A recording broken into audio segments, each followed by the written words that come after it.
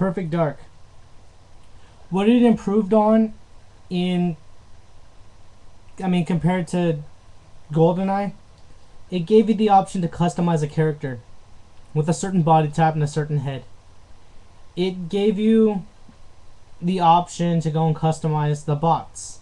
It gave you bots also, so you didn't have to play multiplayer with friends if you didn't have any. Although it kind of sucked because the difficulty scale was harsh. You had the easiest, which I think were the meat sims. They were the easiest you could set, and they weren't much of a challenge. Easy sims, normal sims, those were more like human AI, but they would still run into your traps. They would not defuse anything. Hard, perfect, and dark sims were geniuses. You could not fool them. You could not kill them. They would always shoot you. They would be the cheapest bots ever. They would know where you respawn, and they would kill you with a mine before you ever got a chance to attack them. And what didn't help also was some bots. You could set bots with modifiers. Like Turtle Sims had... Yeah, they were called Sims. Simulants. Turtle Sims had increased defense. Kaze Sims would kill you with whatever weapon they had.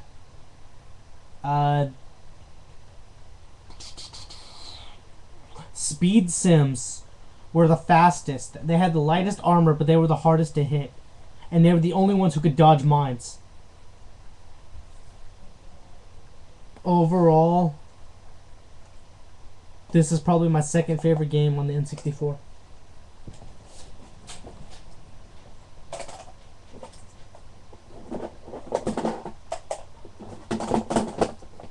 I must confess, I am a wrestling fan. Or I used to be. ECW Hardcore Revolution. One of the hardest games to ever play, but when I got the hang of it and how to master my moves with a created character, this game also ate a lot of data on the memory card.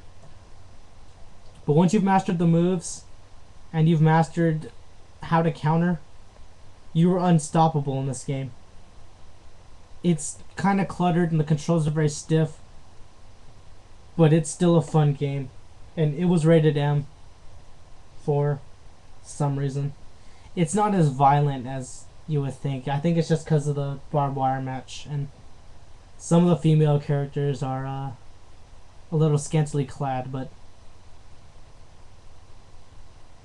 it's been a while since I played the game, so I don't remember what their costumes look like. WrestleMania 2000. Yes, it's still got the WWF logo on it. It's one of the easiest wrestling games to play, not one of the prettiest, but it was fun nonetheless. And it had a Road to WrestleMania mode, one of those modes where you could challenge whatever title you wanted. You had to work your way up from the bottom up to the top, and like a show progress, you'd be put on a certain show. You'd have to wrestle in front of fans, and depending on how well you did, the story would progress and give you either a title match or a dream match, a drama match, whatever. If you played this actual superstar, though, you'd have to follow their storyline, whatever was set in there. No Mercy. This is the game that gave you whatever title you were going for. It gave you a storyline. Whether you won or lost, your storyline would continue. But there were some points where you had to win or you had to lose. This game made you buy certain upgrades. I mean, costumes and stuff. And yeah, I guess upgrades considering weapons, but... and moves. But... the only way you could earn money was going through the career mode or participating in the gauntlet. And either way, you have to do this multiple times. There was no infinite money cheat. And this game was pretty fun to play if you just need to blow off some steam, blow off a little anger. It got a little frustrating though because the AI, no matter what level you put them on, knew how to counter every move.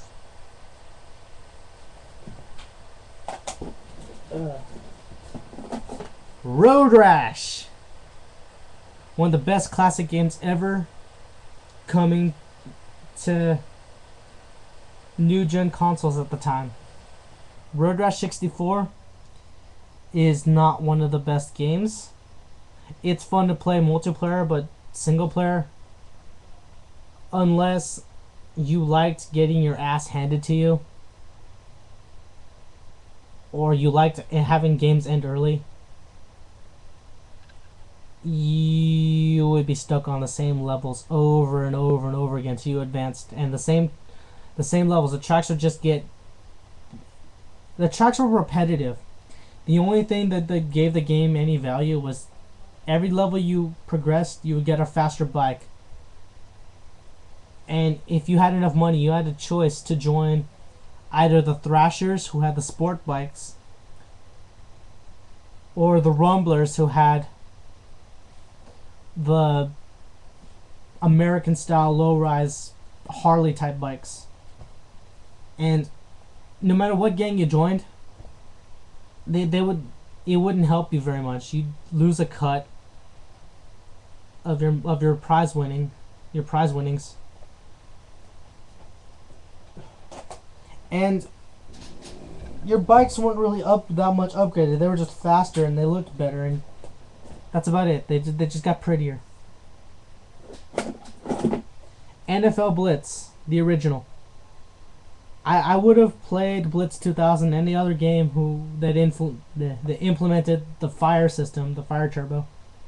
But this game was fun too. There's the skull cheat that I always used, just so I can get the skull head. It's good for laps.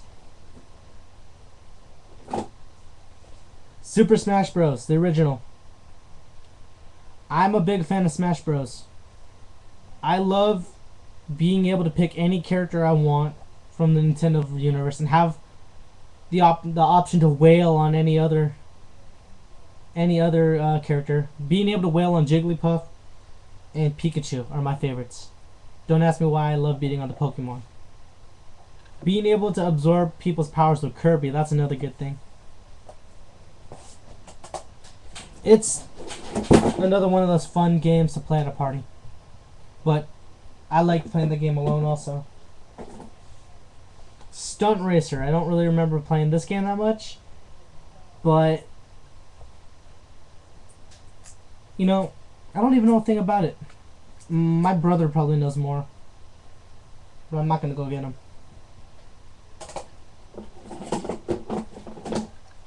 Fighting Force.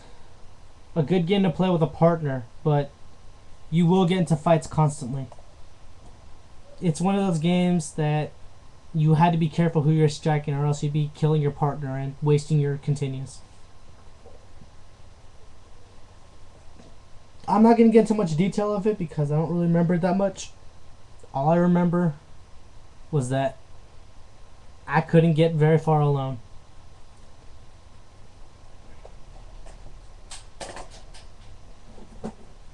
Revolt. RC Racing. It sounds better than it really is. This is one of those games that you had to pass qualifying rounds. And if you didn't pass, you'd fail automatically, and then you'd be on the... You wouldn't make it into the top 3. Ooh. I've only got a minute left, so... Ocarina of Time? Majora's Mask. I'm not going to go into much detail of them because I don't want to have to go and make a 4th video. So, I'll just put it simple. Ocarina of Time, really long. Haven't really beaten it yet, but I'm having a lot of fun revisiting it. Majora's Mask, I've beaten it so many times I don't even need the Pro Strategy Guide anymore.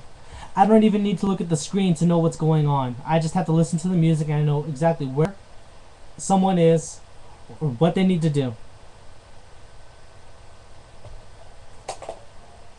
That's all my N64 games. I'm Satori Hyuga. I'm out. I'm gonna go dig for my Sega. Later.